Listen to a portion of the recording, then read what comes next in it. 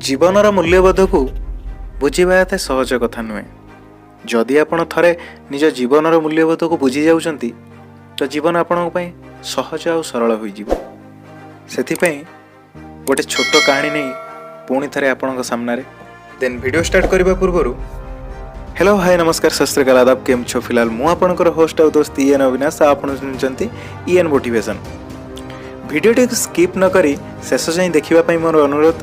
आउ जदि भिडियोटी आपण मानक सतरे भल लगे then like comment share and subscribe करने जमार भूलु ना। ताहले आसंतु स्टार्ट करवा आज मोटिवेशन।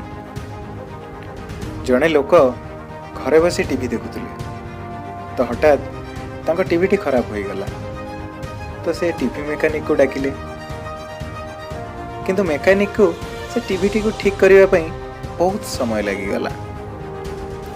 परे जना पड़ा कि से गोटे तार कटि जाइए आउ से तारटी को बदल देले टीवीटी पूरापूरी ठीक हो आउ जेतेबेले से तारटी को मेकानिक बदल देला तो टीवीटी चलने को लगिला।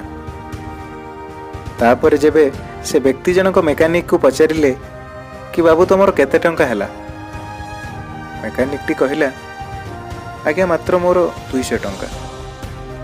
तो व्यक्ति जनक रागी गले आउ कहिले एई छोट तार खंडे पई 200 टंका। तापर मेकानिक जनक कहिले ना सर से तार पई तो मु मात्र 20 टंका नहींची आउ बाकी टंका तो मु आपण को टीवी रे कौन खराब होईची ता जानिबा पई नेउछे। जहाँ को शिखिबा पई मते 5 वर्ष लागितिला।